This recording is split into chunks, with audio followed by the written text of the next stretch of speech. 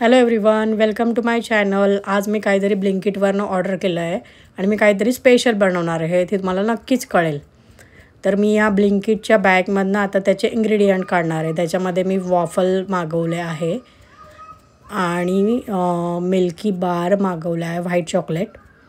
त्याच्यानंतर गोकुळचं मिल्क आणि टेस्टी टूटी फ्रुटी. सो यू गेस करा की मी नेमका आज बनवणार काय आहे. चला मग रेसिपीला सुरुवात करूया. तर मी सगळ्यात पहिले काय केलं, सर्वप्रथम एक कढई घेतली आणि त्या कढईमध्ये माझ्याकडे जे सॉल्ट होतं, व्हाईट सॉल्ट, ते मी त्यात टाकलं आणि ते चांगलं पसरवून घेतलं.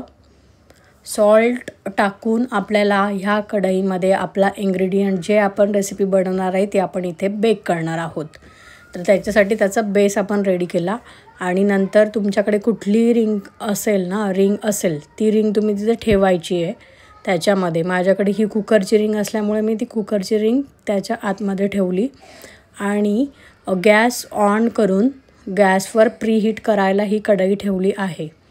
ती आपल्याला 35 मिनिटसाठी प्रीहीट करायची आहे. म्हणजे आपली केक जी काही प्रोसेस आहे ती सुरू करण्याच्या आधी आपण कढई प्रीहीट करणार आहे, ती गॅसवर आपण ऑन करून ठेवायची. तर मी आज बनवणार आहे स्पेशल केक.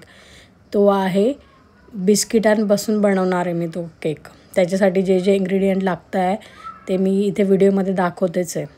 एकदम सिम्पल, सोपी आणि लवकर होणारी अशी ही रेसिपी आहे. त्यामुळे तुम्ही घरी नक्की ट्राय करा.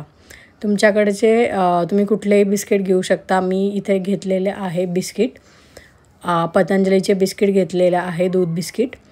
ते मी मिक्सरमध्ये ग्राइंड करून घेणार आहे.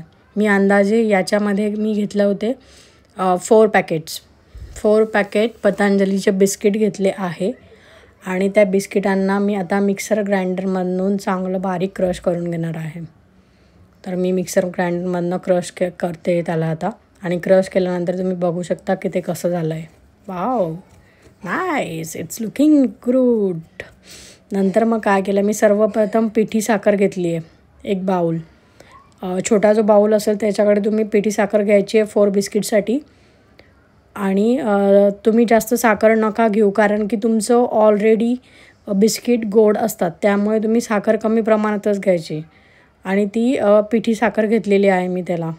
त्या साखरेमध्ये तुम्हाला काय करायचं आहे, जेवढी तुम्ही साखर घेतली आहे तेवढंच तुम्हाला त्याच्यामध्ये, म्हणजे त्याच्यात थोडं हाफ तुम्हाला ऑइल मिक्स करायचं आहे. तुमच्याकडे कुठलंही ऑइल असेल तर तुम्ही यूज करायचं आहे, बट त्या ऑइलला स्मेल नसावा. मी इथे सनफ्लावरचं ऑइल यूज केलं आहे. आणि ते चांगलं ग्राइंड करायचे. जी पिठी साखर आहे ती शुगरमध्ये चांगली मिक्स झाली पाहिजे. बघा, तुम्ही चांगले मिक्स करून घ्या. तिचे जे ग्रॅन्युअल आहे त्याला आपल्याला तोडायचं आहे आणि त्याची फाईन अशी पेस्ट करायची आहे.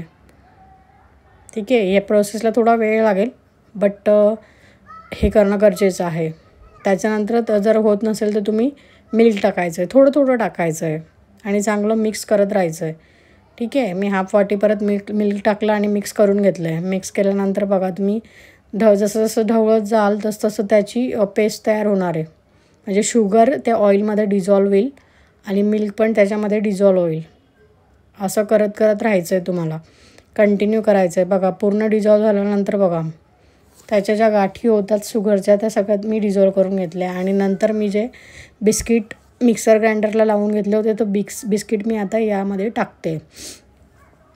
बिस्किट्स टाकल्यानंतर काय करायचं, आपल्याला त्याचे पण चांगलं मिक्स करून घ्यायचं आहे. बिस्किट त्याच्यामध्ये टाकून चांगलं मिसळून घ्यायचं आहे की जेणेकरून जे मिक्सचर आहे ते एकजीव होईल आणि आपला केक छानपैकी असा फुगेल, की जेणेकरून कुठलेही लम्प्स त्याच्यामध्ये राहणार नाही. आणि या ठिकाणी तुम्ही थोडं थोडं दूध टाकायचं. एकदम दूध टाकू नका, नाही तर जी आपण प्युरी करणार आहे ती एकदम पातळ होईल आणि त्यामुळे तुमचा केक खराबही होऊ शकतो. त्यामुळे घाई नका करू, पेशन्स ठेवा आणि थोडं क्वांटिटीत तुम्ही मिक्स करत जा आणि ढवळत जा. तुम्हाला अंदाजे 1 वाटीला थोडं म्हणजे पाऊण वाटी दूध इथे लागणार आहे. ठीक आहे, बघा अशी फेज झाली. हे तुमचं केक बॅटर रेडी आहे. तुमच्याकडे कस्टर्ड पावडर असेल, कस्टर्ड पावडरमुळे तुमचा केक सॉफ्ट होईल, केकला चवही चांगल्या प्रमाणात येणार आहे. ठीक आहे, मग तुम्ही 1 स्पून कस्टर्ड पावडर त्याच्यात टाकायचं आहे. कस्टर्ड पावडर घेतल्यानंतर तुम्ही ते चांगलं मिक्स करून घ्यायचं again. Okay, then mix it proper वेने तुम्ही त्याला मिक्स करायचं आहे. मिक्स केल्यानंतर काय करायचं आहे तुम्ही, आता मी तुम्हाला सांगते की नेक्स्ट काय करायचं आहे. बघा, दिसायला एवढं छान दिसतं आहे की केक किती छान होणार.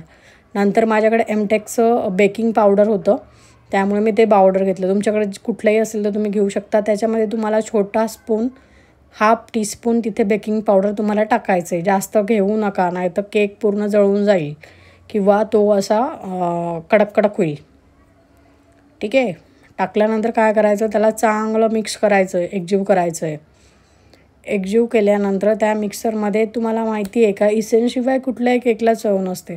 तर माझ्याकडे अवेलेबल होतं vanilla essence. And vanilla essence किंवा बटरस्कॉच, माझ्याकडे बटरस्कॉच होतं, त्यामुळे मी बटरस्कॉच टाकलं. ओके, बटरस्कॉच तुमच्याकडे व्हॅनिला असेल तर व्हॅनिला टाका. बटरस्कॉच इसेन्स टाकल्यानंतर मी टुटी फ्रुटीने केकला मस्त यमी अशी चव येते.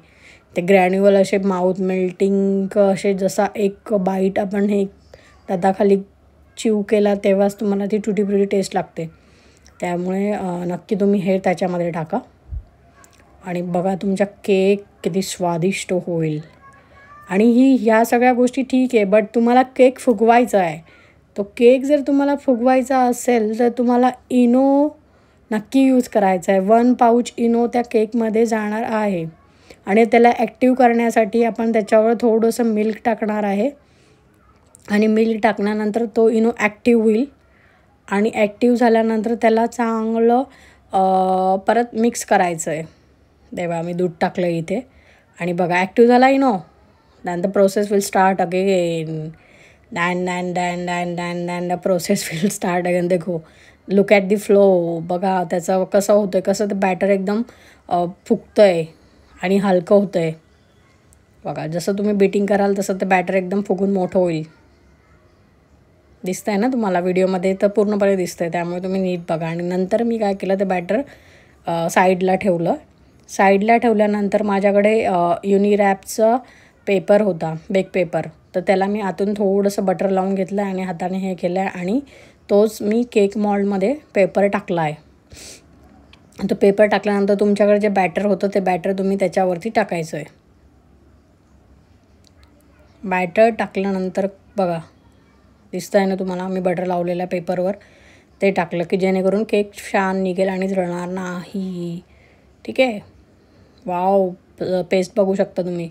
त्याला टॅप करायचं आहे की जेणेकरून त्याच्यामधले जे बबल आहे ते सगळे रिमूव्ह होऊन जातील आणि आपला केक प्लेन होणार.